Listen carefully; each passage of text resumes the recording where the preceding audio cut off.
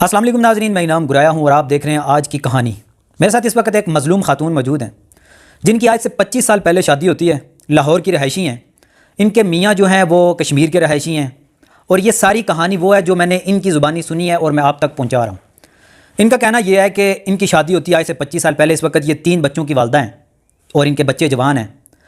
ان کا جو میاں ہے وہ کوئی کام نہیں کرتا تھا، گھر کا گزر بسر بہت مشکل سے ہوتا تھا۔ یہ خود گھر میں کام کر کے، سلائی کر کے، یا ان کے جو بھائی ہیں یا جو گھر والے ہیں وہ ان کو خرچہ دیتے تھے اور ان کی زندگی چل رہی تھی۔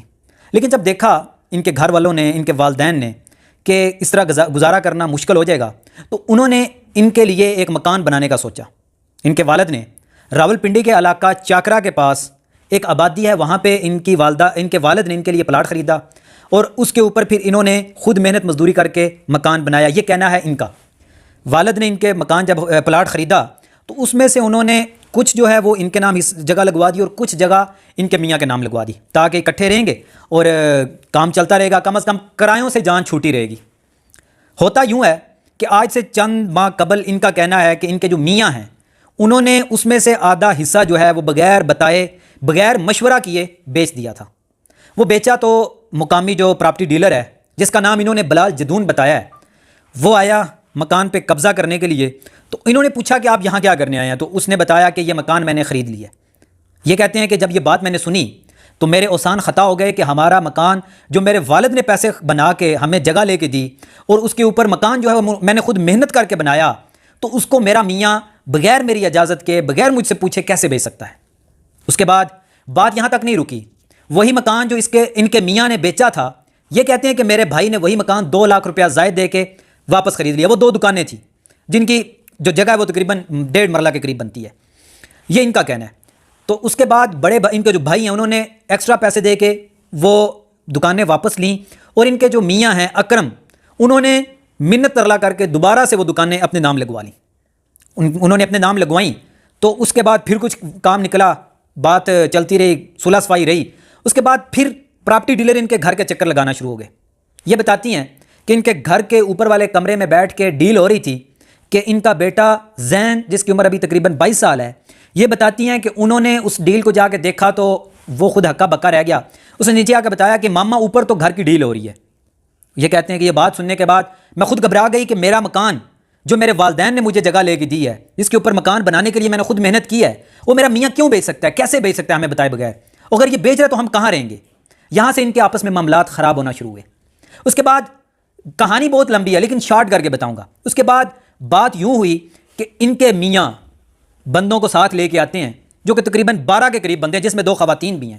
ان کا کہنا ہے کہ وہ آئے گھر میں، انہوں نے ان کے اوپر بھی تشدد کیا، ان کی جواز اللہ بیٹیوں کے اوپر بھی تشدد کیا، اور ان کو نیم بے ہوش کیا، اور پھر ان کے انگوٹھے جو ہیں وہ ایک اسٹامپ پیپر کے اوپر لگوائے، اور پھر وہ جگہ جو ہے وہ اپنے نام کروا لی اسٹامپ پیپر کے۔ اس میں رجسٹری نہیں ہے، اس میں انتقال نہیں ہے۔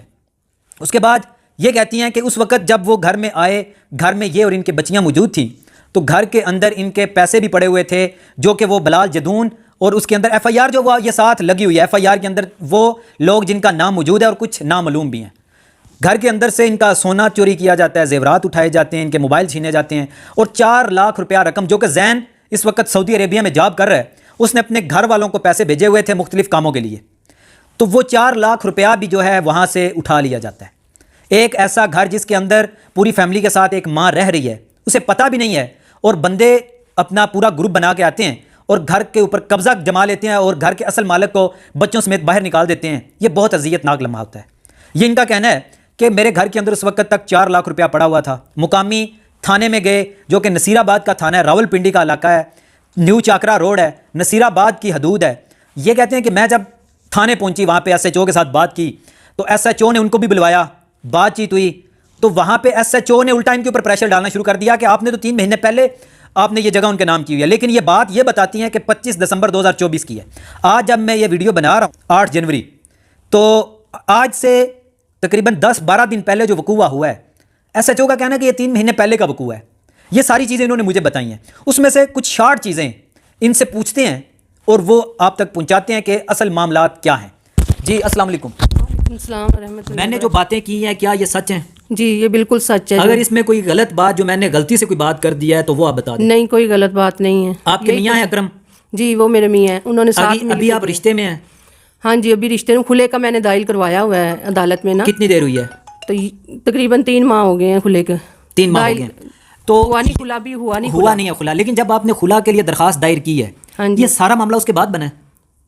جی اس کے بعد بھی بنا ہے، تو پہلے بھی انہوں نے حملے کیے تھے. پہلے یہ معاملات خراب ہوئے تھے تو آپ نے خلا کے لیے درخواست دائر کی ہے کہ جان چھڑوا لی جائے. جی جی یہی کچھ. ابھی آپ کا کتنے مرلے کا مکان ہے جس پہ قبضہ ہو گیا ہے؟ 2.5 مرلے کا ہے. 2.5 مرلے کا مکان ہے. اور کتنی سٹوریاں بنی ہوئی ہیں؟ وہ تقریباً ڈبل سٹوری ہے اور تیسری پہ ممٹی ہے، ایسے کمرہ ٹائپ نا. صحیح ہے. تو یہ سارا کچھ جو مکان ہے اس کے پیسے کس نے بھرے ہیں، جگہ کس نے لے کے دی ہے، اور اوپر مکان کس نے بنایا؟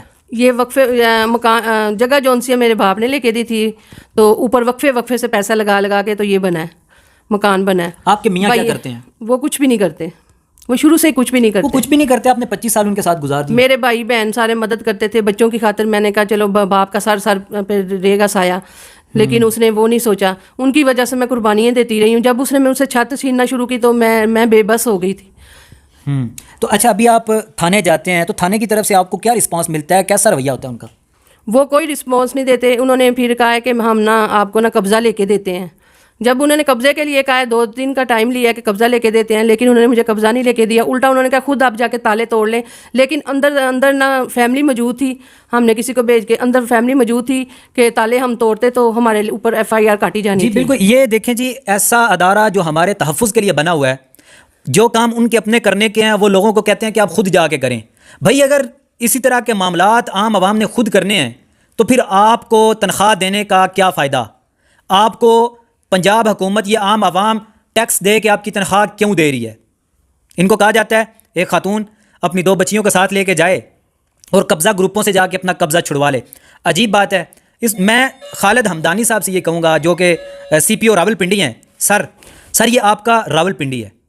مجھے پچھلے دنوں ہم نے دیکھی کہ گجرات کے اندر ایک منشیات فروش کو بڑے ہیوی قسم کے پریشن کے ساتھ اسے پکڑا گیا، اسے مارا گیا. وہ بھی پنجاب ہی تھا اور یہ بھی پنجاب ہی ہے. اور میں اپیل کرتا ہوں، بلکہ درخواست کرتا ہوں، اور مجھے یقین بھی ہے کہ انشاءاللہ اس پہ ہمارے IG پنجاب صاحب، CPO راول پنڈی صاحب ضرور ایکشن لیں گے.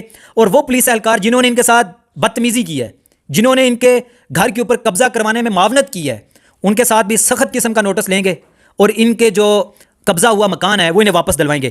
لاسٹ پہ آپ یہ بتائیے گا کہ آپ اب کہاں تک پہنچے ہیں؟ آپ عدالت میں بھی گئے ہوئے ہیں مکان کے حوالے سے بھی، کیا چاہتے ہیں آپ؟ میں یہی چاہتی ہوں کہ مجھے قبضہ واپس دیا جائے، میں اپنی بچیوں کو لے کر عزت سے زندگی گزار سکوں.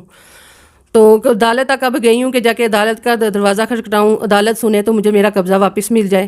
جو میرے ساتھ بے حرمتی قسم کی گئی ہے، میری چادر اتاری گئی ہے، میری بچیوں کی چادر اتار کے، ان کے نقاب اتار کے انہوں نے ویڈیو بنائی ہوئی ہیں. تو اس کے لیے میں وزیر اعلیٰ پنجاب سے، IG سے سب سے درخواست کرتی ہوں کہ اس پہ کوئی کارروائی کی جائے اور ان کو ظالموں کو سزا دی جائے. یہ ان کی کہانی ہے. حقائق کیا ہیں اس کے لیے ہمارے ادارے موجود ہیں، تحقیقات کریں. اگر تو یہ حق پہ ہیں تو انہیں ان کا حق ضرور ملنا چاہیے. اگر ان کے گھر کے اوپر ہونے والا قبضہ جائز ہے تو پھر یہ جو جھوٹ بول رہے ہیں اس حوالے سے ان کے اوپر بھی ضرور قانونی کارروائی ہونی چاہیے. کیا یہ ٹھیک ہے؟ اگر آپ جھوٹ بول رہے ہیں تو آپ پہ قانونی کارروائی ہونی چاہیے. بالکل ضرور مجھ پہ ہونی چاہیے. اگر میں جھوٹ بول رہی ہوں تو مجھ پہ بھی ہونی چاہیے کارروائی. جی بالکل یہی ان کا کہنا ہے کہ اگر یہ جھوٹ بول رہے ہیں ان کی. لیکن ایک اور عجیب بات ہے کہ ہمارے نبی پاک صلی اللہ علیہ وسلم کے اوپر قرآن مجید جو اترا تھا وہ ہماری رہنمائی کے لیے اترا تھا. لیکن افسوس کی بات کہ قبضہ مافیا، یہ ان کا کہنا ہے کہ قبضہ مافیا نے جب ان کے گھر کے اوپر قبضہ کیا تو ان کو قرآن کے اوپر ہاتھ رکھ کے یہ قسم ان سے لی گئی کہ آپ اس کے بعد یہاں نہیں رکیں گی، آپ لاہور جائیں گی. لیکن انہوں نے یہ کہتی ہیں کہ میں نے جب قرآن کے اوپر ہاتھ رکھا ان کے سامنے، کیونکہ ان کی طرف سے جو نوجوان تھے انہوں نے میری کن پٹی پہ پستور رکھا ہوا تھا اور مجھے تھپڑ مارے جا رہے تھے، تو یہ کہتی ہیں کہ میں نے 12 لوگوں کے سامنے ڈر کے یہ کہا قرآن کے اوپر ہاتھ رکھ کے کہ میں یہاں نہیں رکوں گی، میں لاہور جاؤں گی. لیکن دل کے اندر میں نے یہ بھی کہا کہ میں یہاں پہ ہی رکوں گی. یہ ان کا کہنا ہے. یہ ساری تفصیل میں نے آپ کے سامنے رکھ دی ہے. تمام احباب جو یہ ویڈیو دیکھ رہے ہیں ان سے اپیل ہے کہ ان کے لیے آواز بھی اٹھائیں اور اس ویڈیو کو شیئر کریں تاکہ وزیر اعلیٰ پنجاب، IG پنجاب، اس کے علاوہ CPO راول پنڈی صاحب ضرور اس کے اوپر ایکشن لیں اور حقدار کو اس کا حق دیں. اجازت دیجیے. اللہ حافظ.